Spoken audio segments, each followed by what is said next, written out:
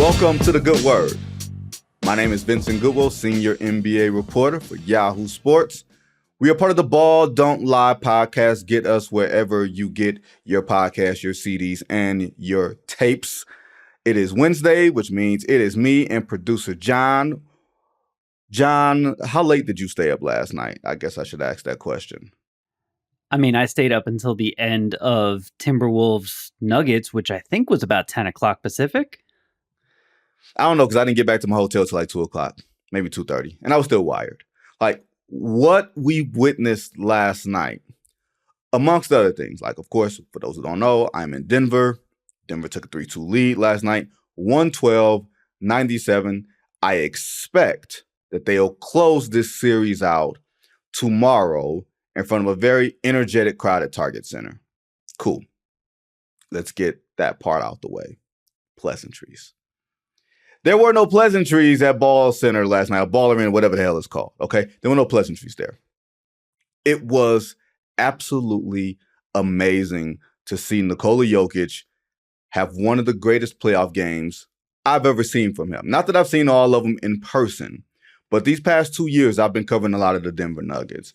And last night was, it was the signature game of the series for him. 2-2, swing game. You kind of had the feeling that the Nuggets had their wake-up call. You kind of had the feeling that the Nuggets were going to take control of the series at home in a weird series where nobody had won a home game up until last night. But one thing stuck out for me, or one thing amongst so many things stuck out for me, John.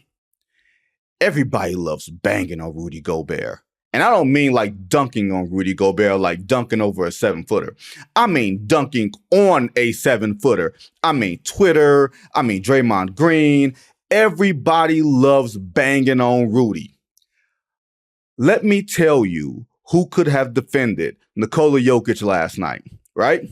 It's a gentleman who I believe has a grand total of maybe one Defensive Player of the Year award, okay? One. You want to know his name, John? I've said his name before. He's not a real person, but I'm going to say his name. You know his name, John? This is a cross between a couple different players, isn't it? Yes, it is. Yes, it is Hakeem Duncan. That is the only person on God's green earth that can guard Nikola Jokic with what he was doing last night. He's jumping out the wrong foot. He's fading away. He's leaning in. He's pirouetting. He's beating double teams. He's hitting threes like he was doing in the Western Conference Finals last year against Anthony Davis, where Anthony Davis, all he could do was shake his head and smile. You know, when you can shake your head and smile? When somebody's lighting your ass up and there's nothing you can do about it, right? But everybody likes banging on Rudy Gobert as if they could do better.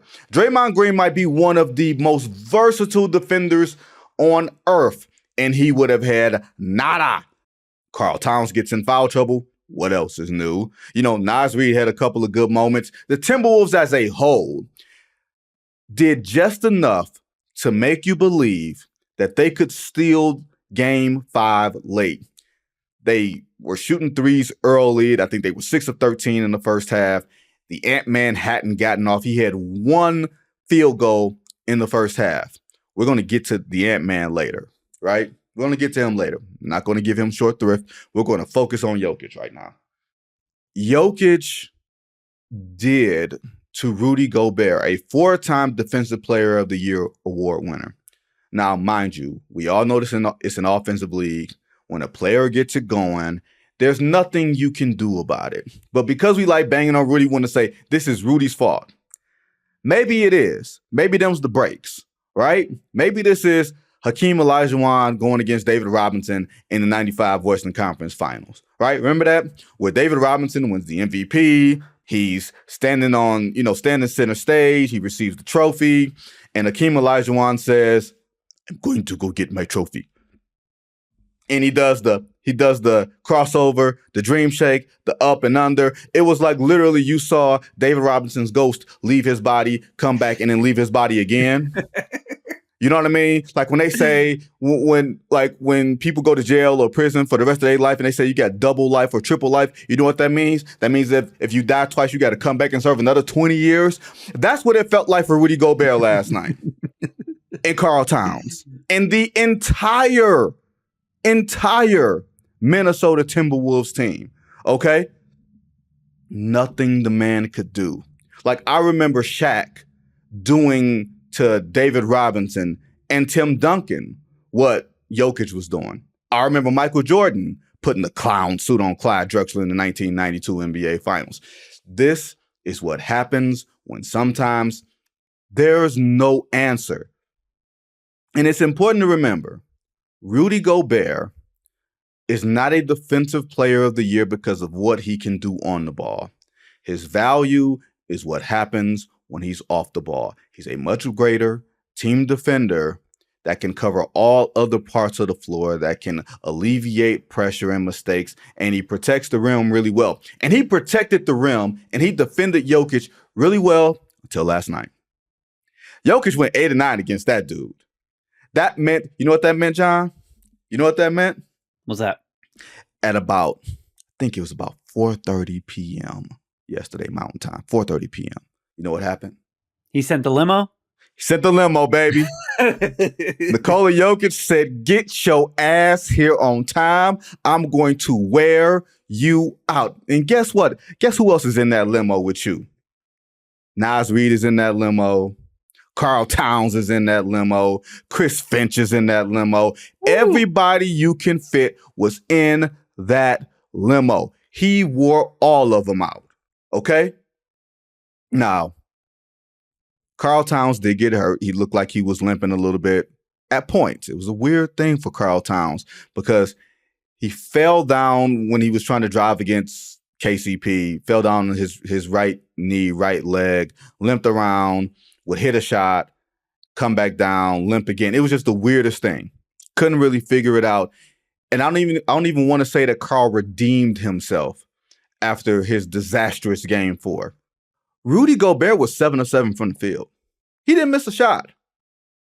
But the reason why, if people have not believed in the Minnesota Timberwolves as a staff, record label, and crew, is largely because of those two guys in playoff settings. And here's what I mean.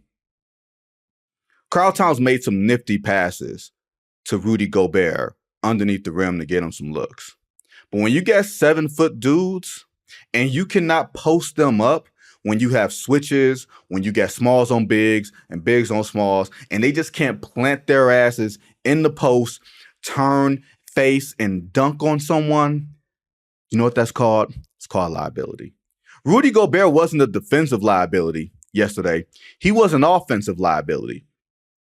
And I'll tell you why. And you're like, wait, Vinnie, how is he not a defensive liability when Jokic got 40, 13, 7 rebounds, 2 steals, and a block with no turnovers? Okay, no turnovers. Now you're saying, how is Rudy an offensive liability? I'll tell you why. Because I will present to you the stat line of Anthony Edwards. 5 of 15, 1 of 5 from 3. He did give you 9 dimes and 4 boards. The Denver Nuggets decided yesterday, and this is what happens a lot of times, through the course of the playoffs. And this is why I love the playoffs more than anything else on earth. I don't get sleep. I'm sleep deprived. I travel a lot.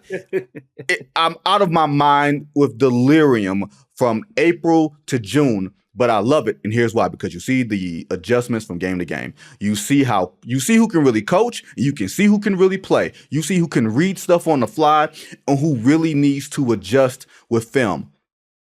And what happened yesterday, Anthony Edwards was failed by everybody that he played with. Now, mind you, Mike Conley Jr. was out with a right Achilles strain. He actually hurt it on the last play of game 4 in Minneapolis. And Mike Conley is old, right? Remember, Mike Conley graduated high school the same year as Greg Oden, except Mike Conley looked like a kid and Greg Oden looked like he was his daddy, right? So we tend to forget that Mike Conley is one of the elder statesmen in this. So when your Achilles hurts, you're going to sit your ass down because the next step may be your last step in NBA terms. So they had to sit him down. What that meant for Anthony Edwards was he had no safety valve. They were stringing out every pick and roll. He had those 9 assists because that was a function of him handling the ball. But Conversely, what that meant was he had the ball. The Nuggets were going to send two at him and then a third set of eyeballs. They literally did boxes and elbows the entire night. He had no space. I felt so bad for him because he wanted to get to certain spots on the floor, but he had no help. And his teammates were not in positions to space the floor, get defenders out of his way. They were just like frozen in a way. So there was nobody that Ant could deliver the ball to, receive the double team, deliver the ball, and then get it back on the cut, get it back on the move. He very rarely got it like that. But that is a player, a great player, who is going through the playoffs for the very first time. And I know he played last year, but you get what I'm saying. And he played against the Memphis Grizzlies in the Looney Tunes series a couple years ago. Remember the Looney Tunes series where it was Memphis and Minnesota, and they both looked like, clown cars crashing into each other. And that was the T. Morant, Karl Towns senior series where they were both, T. Morant was a bit litty on the sidelines, and we thought that was real cute and funny. Remember that? Remember that, John? We thought this Ja Morant thing was funny, and his daddy out here looking like Usher, and everybody just had a good old time. And then Ja Morant decided to go play with guns, and we realized maybe we shouldn't be putting your daddy on TV. All right, cool. This was the first time a 2-2 series on the road where the home team or the team that wins game 5 of a series, y'all know the stats. You see it on the board all the time. It's like 85% or something like that. Maybe it's a little less. But this is where the Denver team that is the champions showed up with a wrinkle that you rarely see as late as game 5 in a playoff series. Ant scored 44 in game 4, and the Nuggets decided Michael Jordan ain't doing that again. Michael Malone, his daddy, Brendan Malone. Brendan Malone, one of the architects of the Jordan rules. Now we can't do the Jordan rules anymore, because Michael Jordan whined and Scottie Pippen became sitting bull. And we had to make the game a little bit more palatable. And I actually think if you put Ant-Man on his ass, Ant-Man to get up and be right back at you. I don't think Ant-Man would be that level of soft, and he wouldn't allow for any of that. But just because the Ant-Man is ready does not mean that his teammates are ready. And just because the Timberwolves have a comparable record to the Denver Nuggets in the regular season does not mean that they are comparable playoff teams. Ant had no problem after the game saying that's the best player in the world. I give him complete props for that, right? Ant is going for that crown. He wants to be the best player in the world. He's probably going to be the best player in the world before too long. But Ant-Man is 22. Jokic is creeping up on 30. I talked to a couple players in the Nuggets locker room last night, and I brought something to them, and I was like, is this a matter of the Minnesota Timberwolves being a better team, but they don't know it? And a couple of them looked at me and was like, yeah, they don't know it. They don't get it. They don't see it. And you see it in the moments. You see it when Aaron Gordon ran down a loose ball and dunked it over Towns to break, I think it was a 35-35 tie, 33-33 tie. Like, it's those little bitty moments where a game or the next 5 minutes will be decided in who makes a play. And the Timberwolves decided we're going to run our asses right into 3 consecutive offensive fouls. We're going to run right into charges. We're just going to do things that are not befitting of a championship team. While the Denver Nuggets didn't play their best game. Like, Michael Porter Jr. was throwing air balls up there. He does not look good. He has not looked good since the Lakers series. Jamal Murray doesn't look like the player which you could expect when you got a guy playing on a cap and he's playing every other day. You know what I mean? What's up, John? I did. No, finish your Murray thought, and then I have a Murray thought as well. I thought that he played well into knowing, Jokic got it going. Let me just make sure I get out the way. But he wasn't trying to exert himself, throughout the game. Like, he's taking his second lease on life, you know what I mean, after his Canadian temper tantrum in game 2. And he's been veteran-like here. Now, John has a point. I think the offensive performance you were talking about from Jokic and saying like we've never really seen him reach those levels. This just reminded me of playoff Jokic from last year. And I remember last year during the regular season, it was like, when is Jokic going to realize that he needs to be their primary scorer for things to open up for everybody else? You can't get the gravity of the defense by just being a great passer and rebounder. You have to prove that if they put one man on you, you are going to put up huge numbers. You're going to put them in the basket. You're going to make them pay. And Jokic did that in the playoffs last year. What I've seen from Jokic in the playoffs this year is a lot of him trying to get his guys going by setting them up with passes and not necessarily setting himself up as a scorer first to get that gravity.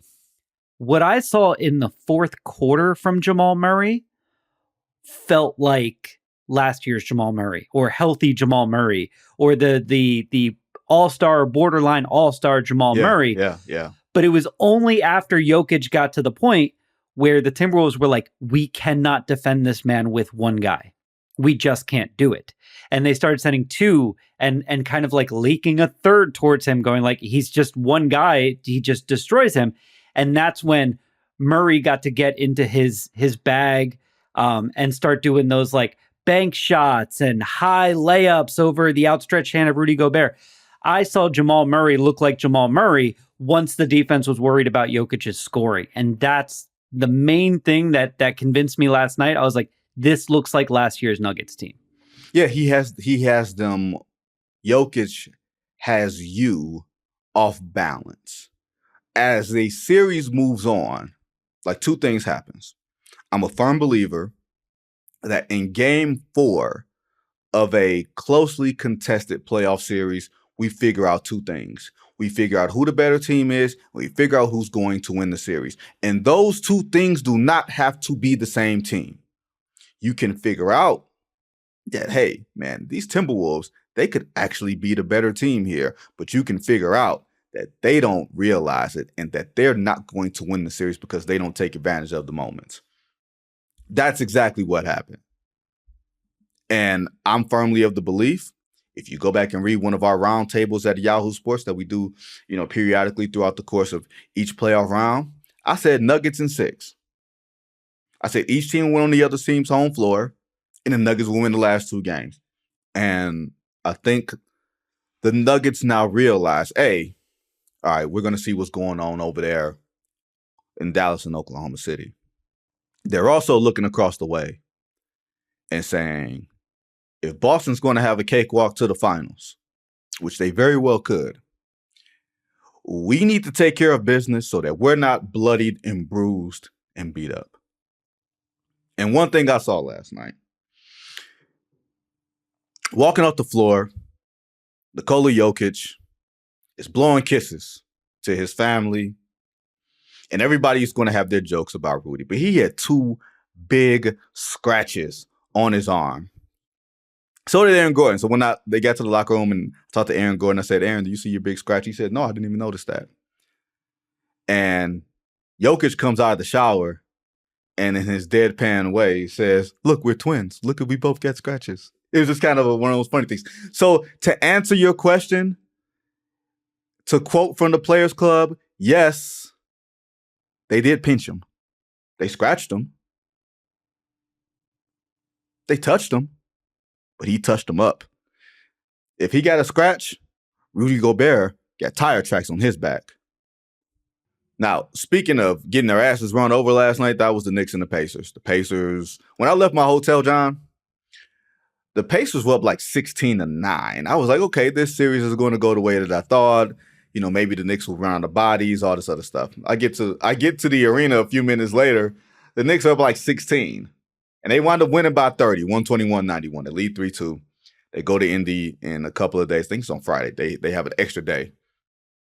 But I give Tom Thibodeau a lot of shit in general, or I give the Tom Thibodeau super supporters a lot of shit. Like the Frank Isolas, who I love, who say, you can't talk about Tom Thibodeau playing this guy's too many minutes. He plays Josh Hart like 55 minutes a night in a 48-minute game. Like, can't do that. But as much as I like to, tweak Tibbs is a hell of a coach. The fact that he put Deuce McBride in the starting lineup in place of Precious Achiuwa, right? A fresher player. You're playing small across all four positions. You got more space for Jalen Brunson. And you got a guy that can pressure Tyrese Halliburton. It was a nice wrinkle from the Knicks when usually you don't see wrinkles from Tibbs late in series. Now, Tyrese Halliburton, he need to have a come to Jesus or come to his God conversation because he can't be out here taking 9 shots. Like, that is not going to be it. Now, we can get into, our boy White Dante. That's Bomani's nickname for Dante DiVincenzo. Basically telling Miles Turner, you're not like that. You know what I mean? He's basically telling him, you are not that dude. You are not out here trying to be tough. That is not how you guys are. But also, you can't be calling people the magic word when people are catching it. Them's fighting words. I was surprised. I was impressed that Dante DiVincenzo was not really backing down. He was backpedaling a little bit, but Miles Turner's got like a foot on him. Like, that was a big man that Dante was staring down. Weight classes for a reason. Yeah, exactly. Weight classes for a reason. Like, I'm sure I've told the story about maybe possibly initiating or at least not backing down from a potential fight with a future NFL football player. That would not have gone well for me that day, just like that would not have gone well for Dante DiVincenzo last night. But when you get your teammates in between, you don't have to be the toughest dude. And when you're in Madison Square Garden and they love you there, you can't really back down, especially when you got the old Knicks right there on the sidelines, just waiting. And remember, almost, 1, 2, 3, 4, 5, 6, about 26 years ago, mind you. Wait, let me start that over. 27 years ago, almost to the day, Knicks Heat, Charlie Ward, PJ Brown, being thrown into the stands at the old Miami Arena, and that was the first brawl that we had seen between those two teams. John Starks, Allen Houston, Patrick Ewing, Larry Johnson, all those dudes being suspended. All those dudes were actually in attendance for Game 5. So if you're Dante, you got backup. That's all. You got backup. It's cool. Now, I don't know if the Knicks are going to win Game 6. I think they are better off trying to win Game 6 than Game 7 just because of the quick turnaround, Friday night game to a Sunday afternoon game. I would suspect that they will win this series because they're playing tougher. I just wouldn't take no chances. That's all. If you can put them away on Friday, the problem is the Pacers haven't lost a game at home since like 3 years ago. So there's that. When we come back, we're going to talk about a couple of the other playoff series, the remaining playoff series to go, and LeBron showing up courtside at the Cleveland Cavaliers playoff game against Boston. Does it mean anything? We'll see. We'll find out. You're listening to The Good Word here on Yahoo Sports. Welcome back to The Good Word. Now, John, I feel like you have a question for me. I feel like you have a couple of questions for me as we transition to the Dallas-Oklahoma City series. That series is tied at 2. That was a bit of a surprise finish in Dallas, watching Dallas just completely lose any semblance of, offensive rhythm, and watching Shai Gilgeous-Alexander slow-mo his way to a 41 in the finale, towards the end of that game, and really sort of take over. I feel like you got 2 questions for me because there's 2 questions in the rundown. So I'll just let you. Well, first off, do you have any mourning to do over Game 4 before we move on? I'm going to quote Dave Chappelle from Chappelle's Show. I think this was when he was Black Bush, which was like the last skit that actually went out before Dave quit the show. When he said, "That shit is gross." Game 4 was gross, Vinny. Like, I am an undersized, slow basketball player. You know what I value more than anything else?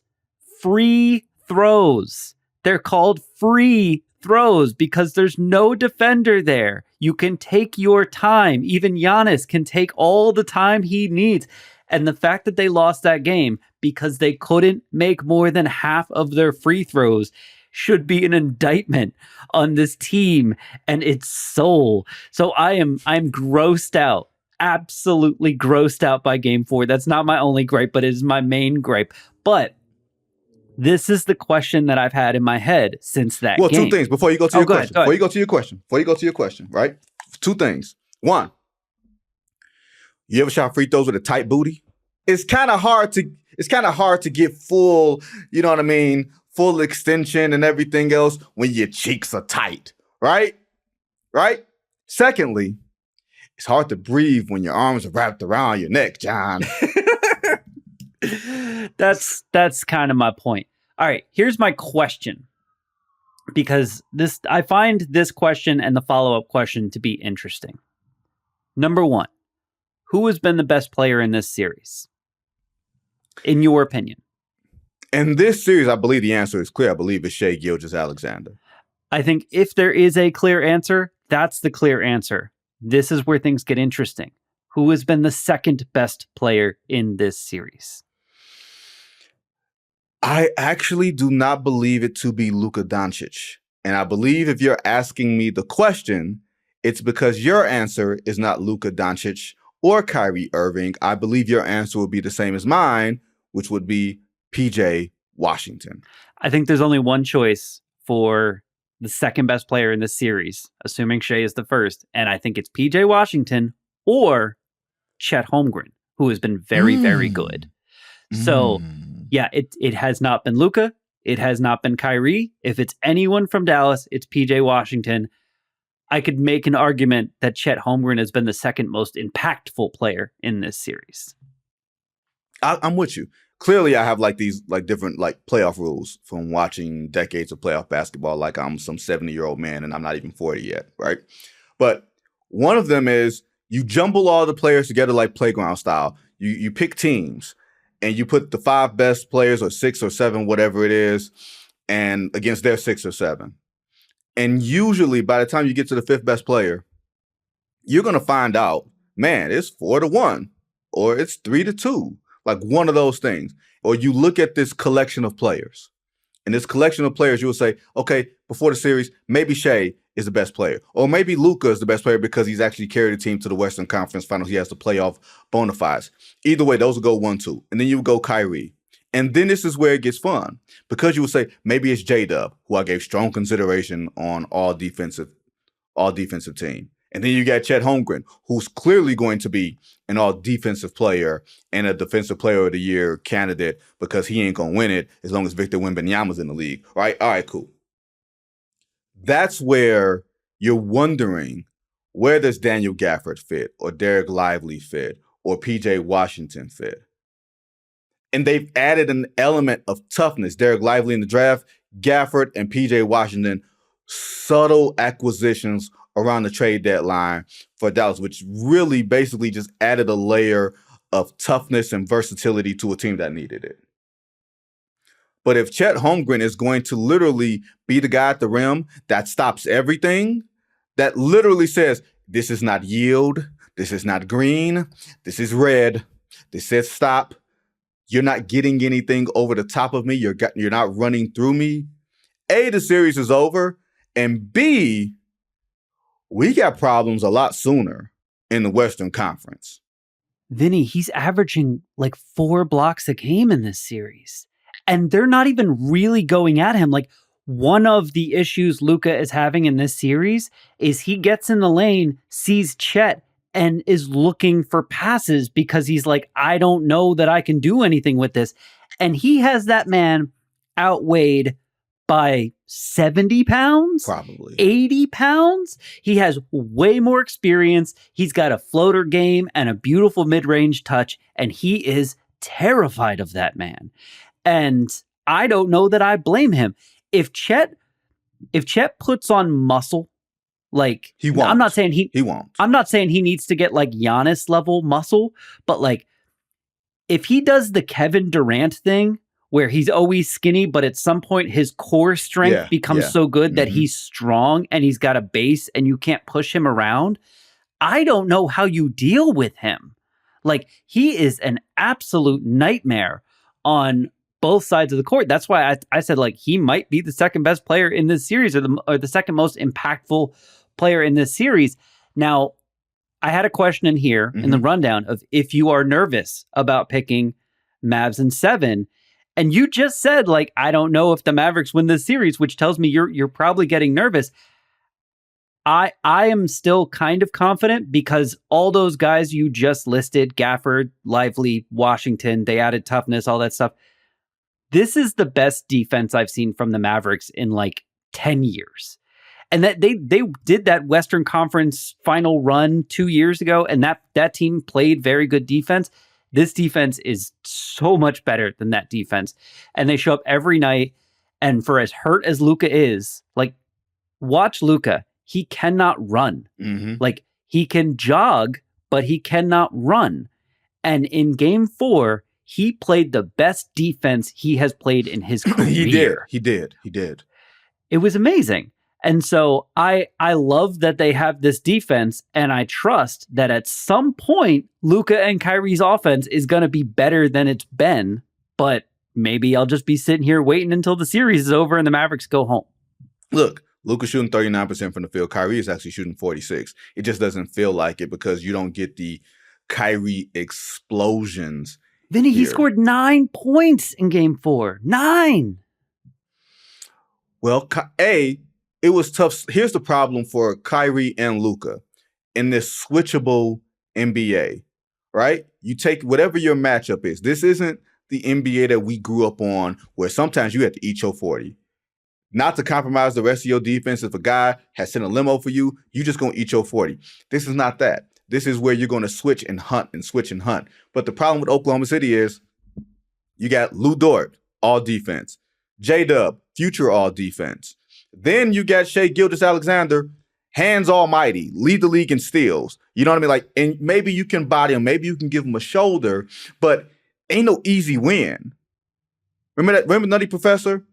The first Nutty Professor, where Eddie Murphy, the grandmother, and Eddie Murphy, the uncle, had gotten into it, and the grandmother was like, "Ain't nothing but a short walk. You walk over, you're limping back." You know, that sort of thing. That's what it feels like when you're going against those dudes. You're going to limp back because ain't no easy wins.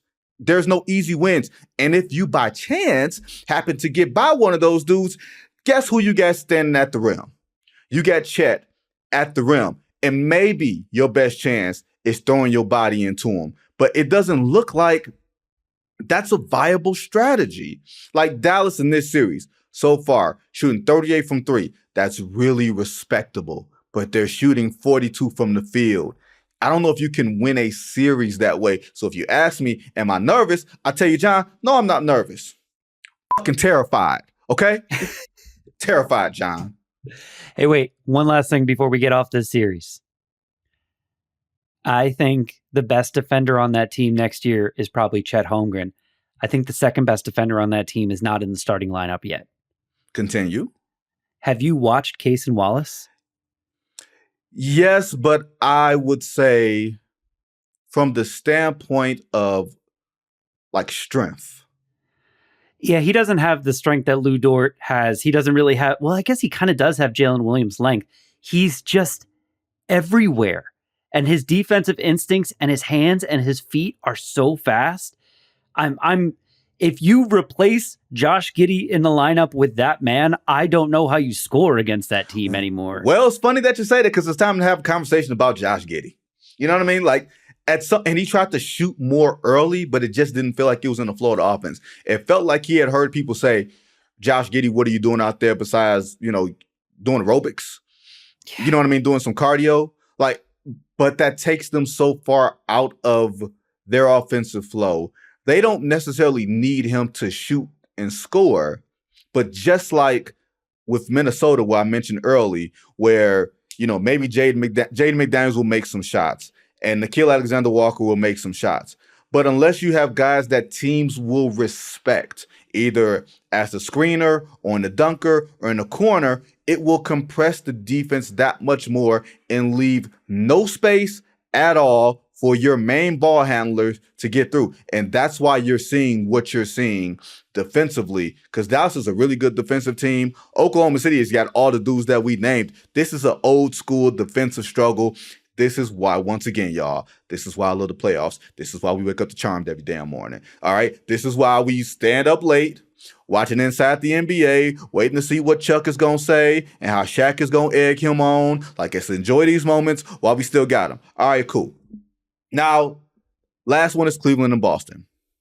The series is over. Look, Donovan Mitchell, when you guys hear this, Donovan Mitchell is still on the injury report. Karis LeVert entered the injury report. Jared Allen hasn't been seen. Cleveland's running out of bodies, and they've clearly run out of opportunities. Like, if you're missing 3 of your top 6, 3 of your top 7, that is a tough thing to overcome when you're playing against the Boston team that clearly looks like a regular season juggernaut playing playoff basketball, right? Now, Jaylen Brown, Jason Tatum, they make plays when it counts, and then they will have a game where they just forget that their controller needs to be plugged in. Like, you ever play, NBA 2K with your kid or something like that, and they want to play with you, so you just hand them the controller, and it's not plugged in, and they think that they're playing with you. Like, that's how the Celtics play when they have one of these dumbass games where they just throw something away.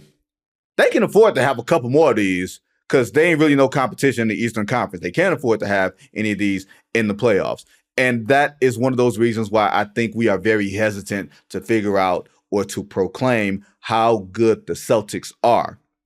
If it's Boston and Denver in the NBA Finals, the road in which both teams took to get there will play a huge part in how that series starts and finishes. Maybe Boston will be the fresher team coming into it, if you consider Kristaps Porzingis, if he comes back off of his injury in full health. But Denver will be road tested. They will have faced arguably, one of the 3 or 4 best teams in the league, and in Minnesota, coming down from an 0-2 deficit, having their manhood challenged by Coach Klein, as in Michael Malone. You know what I mean? Like Coach Klein, ain't that the water boy? Yes, Coach Klein is the water boy. Yeah, you challenge my manhood, Coach Klein. Like that one. Yeah. Right? Had their manhood challenged and came out on the other side. Boston, all of their issues are self-inflicted, right? Every single one of them. But that ain't the reason why we brought that up. We brought that up kind of because we had to. But we really brought that up because LeBron showed up to game 4. Showed up with did you see this, John? He showed up with a bottle of wine, a bottle of water, and caffeine. Or at least we think that was caffeine, right? That could very well have been whiskey, right? Sure. Sometimes you mix whiskey in with the coffee too. A little Irish coffee. That could be. Two Americas. Don't think LeBron engages that far. That was a full-ass bottle of wine with cork in it. Okay? I am a red wine drinker. I love my cabs, right? Pinot Noirs are very dry, but I love my cabs. Wonder if that was what Brown was drinking. I ain't trying to drink no cab with whiskey, let alone cab with coffee and water. That's how you know you got a driver. Right? And that's also how you know you got a lock on your phone. Right? Only other person that can open LeBron's phone is Bronny. Because they got the same face. That's it. Hey, Bronny, go get your dad's phone. For what? Go get your dad's phone. Okay. Open it. I can't open it. I don't know its passcode. Put your face on it. Voila. All right, cool. All right. Now, is this how we're gonna break the free agency news? Someone's gonna convince Bronny to open Bron's phone, look in the text messages, and all of a sudden we know, Vinny. He ain't that naive. Bronny knows the game. Look, there's no way in hell Bron would want Bronny to play on the same team with him if he didn't know the game. You know what I mean? Yes. Game recognized, game granddad, and you looking kind of unfamiliar. You know what I mean? Yes. But answer me this question. Why was LeBron at a Cleveland Cavaliers home playoff game? Nothing LeBron does is by accident. I don't think he's trying to go back to Cleveland. I've seen some people posit that LeBron went back when there was a Cold War between he and Dan Gilbert, and he went back for Zydrunas Ilgauskas' jersey retirement, and that sort of began the thawing out, and then boom, a year later or whatever it was, he was back in Cleveland. For one, if I'm the Cleveland Cavaliers, I ain't giving you a chance to leave me 3 times, right? Like, I don't know where we don't have pride anymore, all right? Maybe I'm speaking as a single man, but if you leave me once, you ain't leaving me twice, let alone the 3rd time. Maybe that's why I'm single. Maybe I don't give too much grace. But if I'm organizationally, I ain't giving you no damn grace. You can show up. You can have front row seats. You can bring Rich Paul. You can bring Savannah. You can bring everybody you want to. You are a Cav for life. But that don't mean you coming to play for me. Now, what you also not going to do is come to the Cleveland Cavaliers game and be chummy with Donovan Mitchell and be trying to recruit him to LA, because Donovan Mitchell, in case you don't know, Donovan Mitchell will be offered a max extension, one presumes, by the Cavs this offseason. And if he turns down the max extension, then there will be a clear signal that Donovan Mitchell will want to be traded, and we will go through the dance of where will Donovan Mitchell go. And I know people will say, oh, that's ugly, they shouldn't do that, all this other type of stuff. But consider this, Donovan Mitchell will be in the league 8 years next year. Usually by year 8, if you are a player of that stature, you are either drafted to a place where you want to go or traded to a place that you want to go. And neither has happened for him.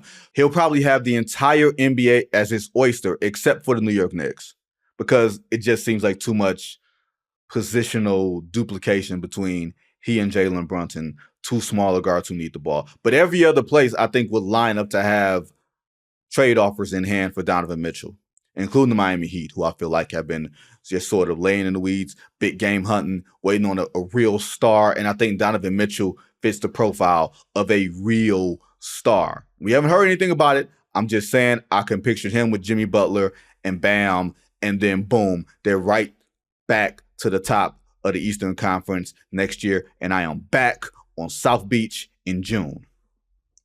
Yes, that is me speaking it. They say speaking into existence, all that stuff, right? I spoke Kelly Rowland into existence, but she ain't showed up at my door. All right, cool. But the Lakers also, it's come out, it's been revealed that they have 4, sort of candidates for their coaching search. And of course, these things are fluid. They can change. JJ Redick, of course, from ESPN. James Borrego coached the Charlotte Hornets. Sam Cassell. And, it's just one of those weird things. First-time head coaches for an aging LeBron James. I'm not sure exactly how that's going to work. And then on top of that, first-time head coach, and you deal with LeBron at his advanced age, Anthony Davis with his injuries. Maybe they get his 3rd star, maybe they don't.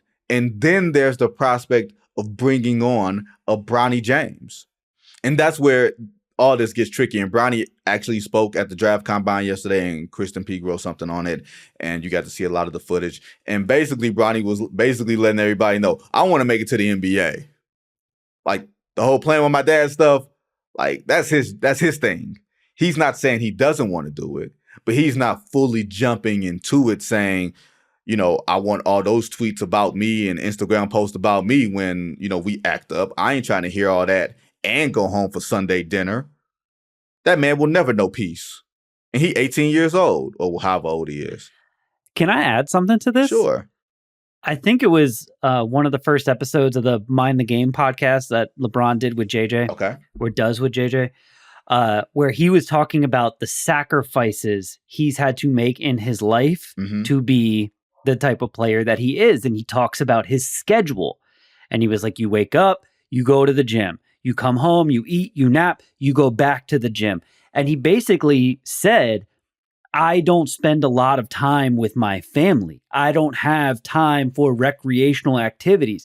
I'm so focused on my whole life is built around trying to be the best basketball player in the world. And I've had to sacrifice parts of my life to get there.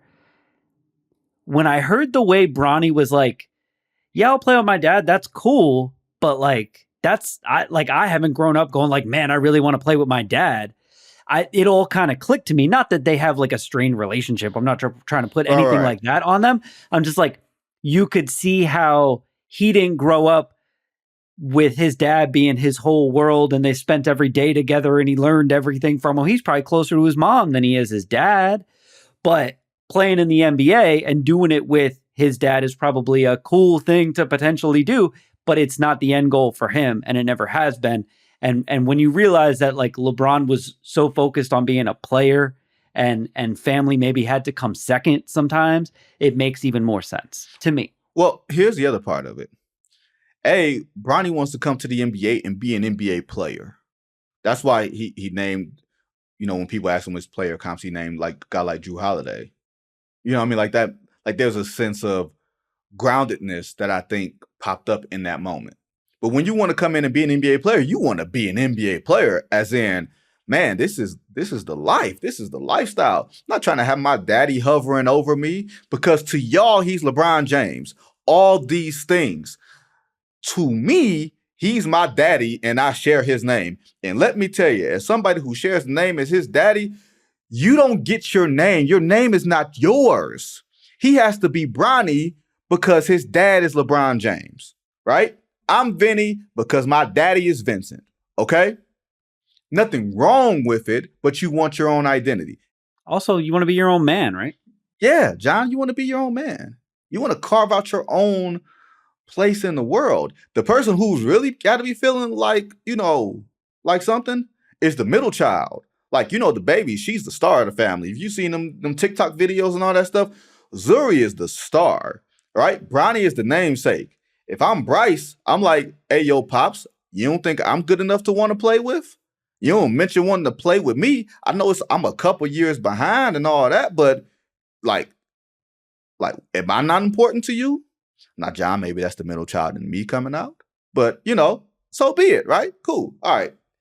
Either way, we've taken up enough of you guys' time today. That is all we have for you on today's episode of The Good Word. Thanks to producer John and the entire team who works hard behind the scenes on this podcast. Stick around for No Cap Room tomorrow, and I'll be back on Monday with another episode of The Good Word. John, everybody else, until then, be safe.